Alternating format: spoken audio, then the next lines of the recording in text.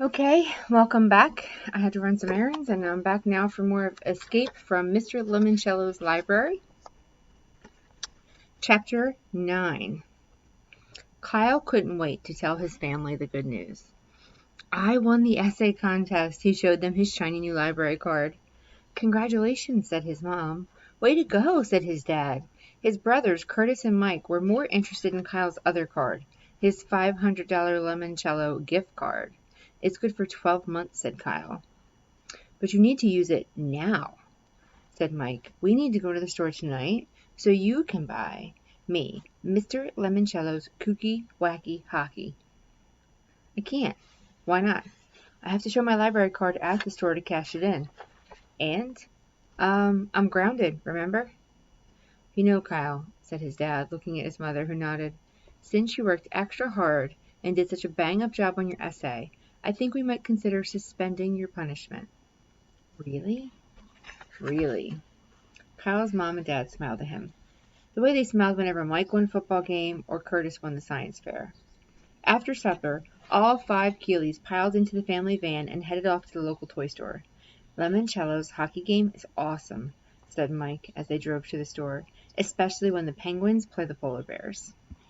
I'm hoping to find a classic board game, mused Curtis. Mr. Lemoncello's bewilderingly baffling bibliomania. Is that about the Bible? Asked their dad from behind the wheel.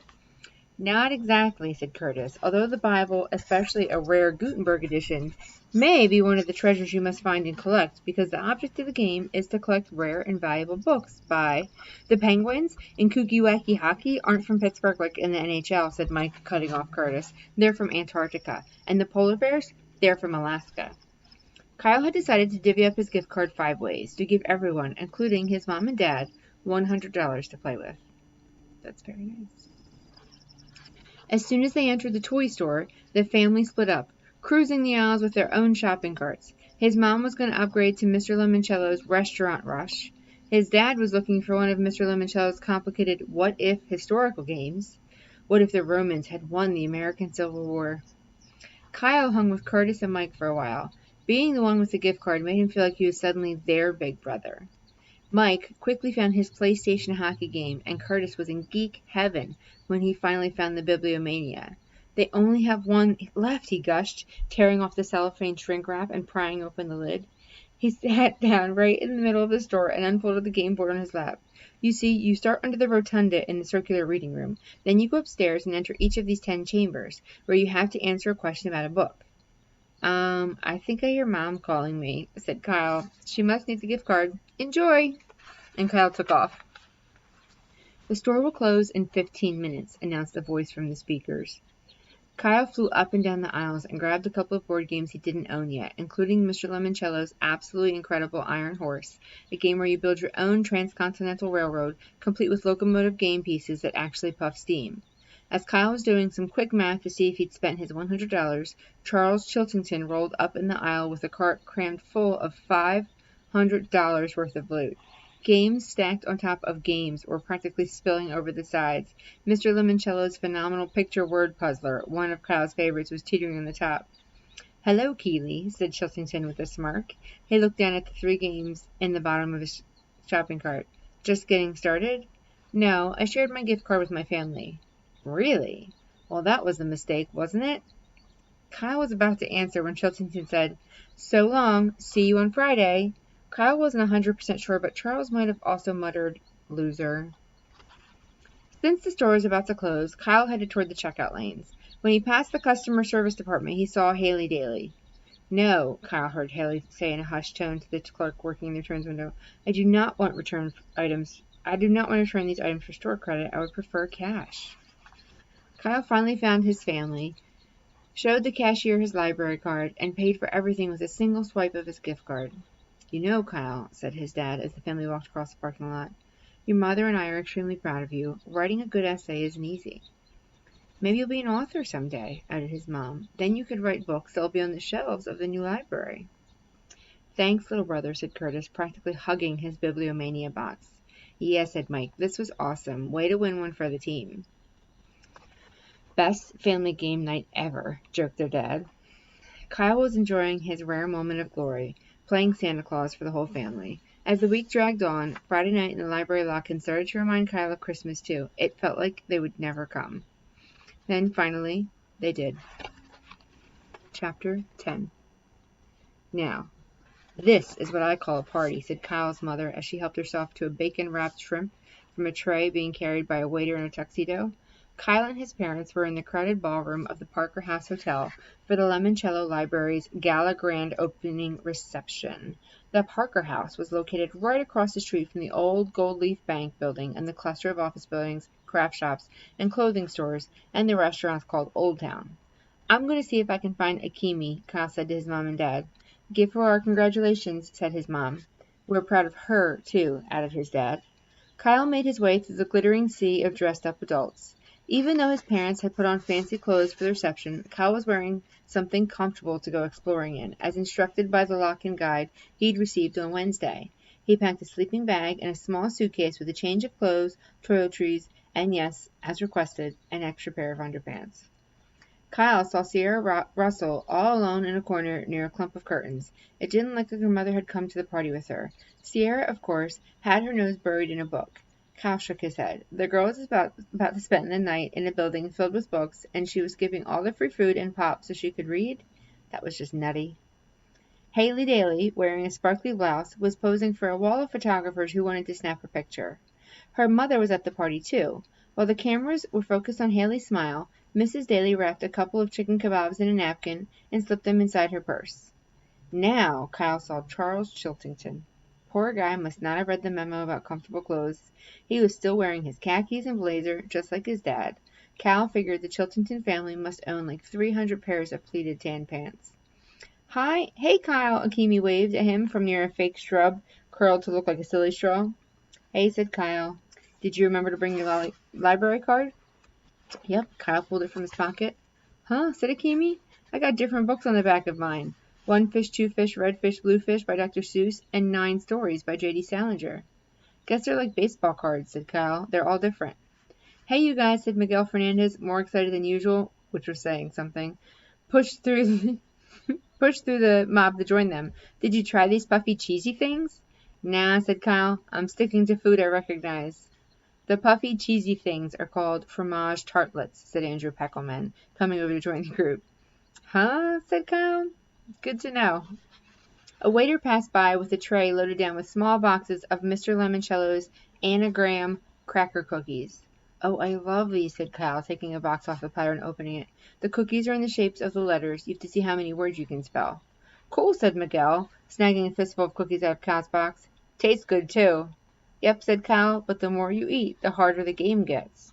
Why, said Andrew Peckelman. Less letters, said Akemi, snatching 2 B's and a Q and wolfing them down. Barbecue flavored. Kyle spread out the remaining cookies in his palm. UNFEHAV. He grinned as he deciphered an easy anagram. Have fun. Sweet. Ladies and gentlemen, boys and girls, Dr. Zinchenko, dressed in a bright red suit, strode to the center of the ballroom. May I have your attention, please? Mr. Lemoncello will be arriving shortly to say a few brief words. After that, I will escort the 12 essay contest winners across the street to the library. Therefore, children, might I suggest that you eat up. Food and drink are not permitted anywhere in the library except in the Book Nook Cafe, conveniently located on the first floor. Miguel grabbed a few more puffy, cheesy things. When she thought no one was looking, Mrs. Daly shoved a napkined bundle of bacon-wrapped shrimp into her purse. Akemi nibbled a couple of chocolate-dipped pretzel sticks. Aren't you going to grab some more grub? She said to Kyle. No, thanks. I only like food I can play with. One last thing, announced Dr. Zinchenko. We, of course, want our winners to have fun tonight. However, I must insist that each of you respect my number 1 rule. Be gentle. With each other, and most especially with the library's books and exhibits. Can you do that for me? Yes, shouted all the winners, except Charles Chiltington. He said, indubitably. Good thing the library has dictionaries, muttered Akemi. Half the time, it's the only way to figure out what Chiltington's saying. Suddenly, all the adults in the ballroom started clapping. Mr. Lemoncello, looking like a beanpole wearing a tailcoat and a tiny birthday fireman's hat, strode into the room through a side door. Thank you, he said, stretching the elastic band to raise his kid-sized hat and tipping it toward the crowd. You are too kind. When he let go of the hat, it snapped back with a sharp thwack. As Dr. Zinchenko informed you, I'd like to say a few brief words. Here they are. Short, memorandum, and underpants. And let us pause to remember the immortal words of Dr. Seuss. The more you read, the more things you will know. The more that you learn, the more places you'll go. Children? Mr. Lemoncello flourished his arm toward the hallroom doors. It's time to go across the street. Your amazingly spectacular new public library awaits. Chapter 11. Eager to see what was inside the new library, the 12 essay contest winners quickly gathered behind Dr. Zinchenko. This way, children, said the head librarian. Follow me. The crowd cheered as they marched out of the ballroom, all toting their sleeping bags and suitcases. There was more cheering, plus some hooting and hollering, when they reached the hotel lobby and went out the revolving doors into the street. The new public library, with its glistening gold dome, took up half a downtown block, its back butting up against an old-fashioned office tower. The building was a boxy fortress, 3 stories tall, with stately columns that acted like bookends because the windowless walls had been painted to resemble a row of giant books leaned up on a shelf. It's like a majestic Greek temple, gushed Miguel.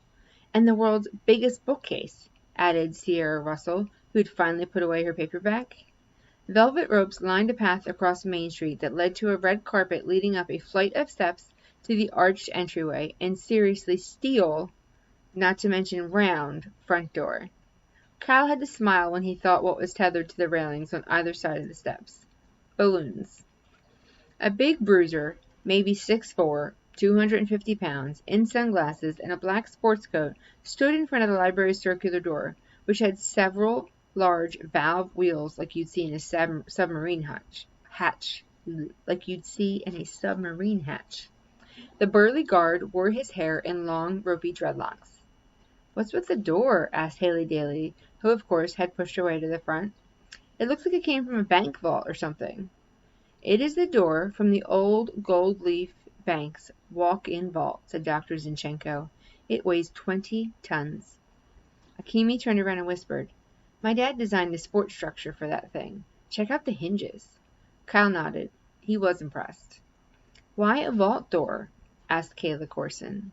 Because, said Dr. Zinchenko, one sleepy Saturday, when Mr. Lemoncello was your age, he was working in the old public library over on Market Street. He was so lost in his thoughts, he did not hear the sirens as police cars raced past the library to the bank, where a burglar alarm had just been activated. The door serves as a reminder to us all. Our thoughts are safe when they are inside a library. Not even a bank robbery can disturb them. Miguel was nodding like crazy. He could relate. It also helps us keep our most valuable treasures secure. There aren't any windows, observed Andrew Peckelman, probably to stop bank robbers from busting in. But shouldn't you people have added windows when you turned it into a library? A library doesn't need windows, Andrew. We have books, which are windows into worlds we never even dreamed possible. An open book is an open mind, added Charles Chiltington. That's what I always say.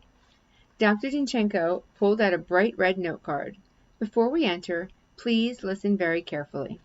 Your library cards are the keys to everything you will need, she read. The library staff is here to help you find whatever it is you are looking for.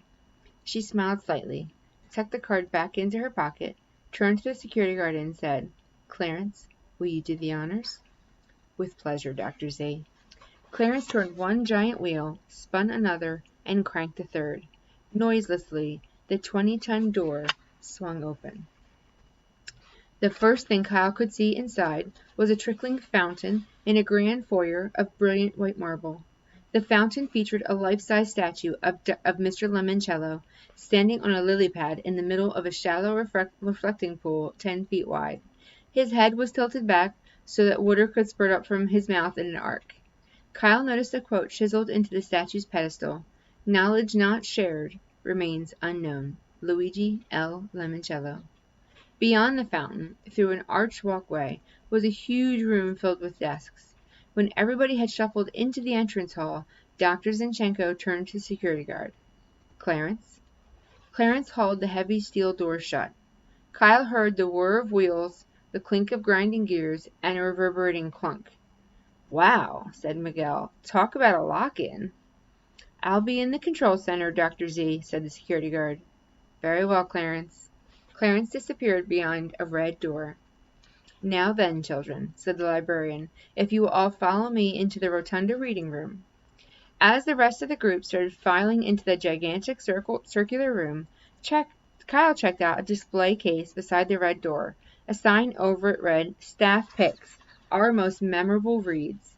A dozen books were lined up on 4 shelves. One cover in the middle of the bottom row caught Kyle's eye. It showed a football player wearing a number 19 jersey dropping back to hurl a pass. Kyle made a mental note of the title, "In the Pocket, Johnny Unitas and Me." Tomorrow morning, when the lock-in was over, he might use his library card to check it out for his big brother Mike. "Wow," everybody gasped as they stepped into the rotunda reading room and looked up. The entire underside of the dome looked like space as seen from the Hubble telescope. A dusty spiral nebula billowed up, a galaxy of stars twinkled, and meteorites whizzed across the ceiling. Ooh. The space imagery on the ceiling dissolved into 10 distinct panels, each one becoming a display of swirling graphics. "Those are the 10 categories of the Dewey Decimal System," whispered Miguel, sounding awestruck.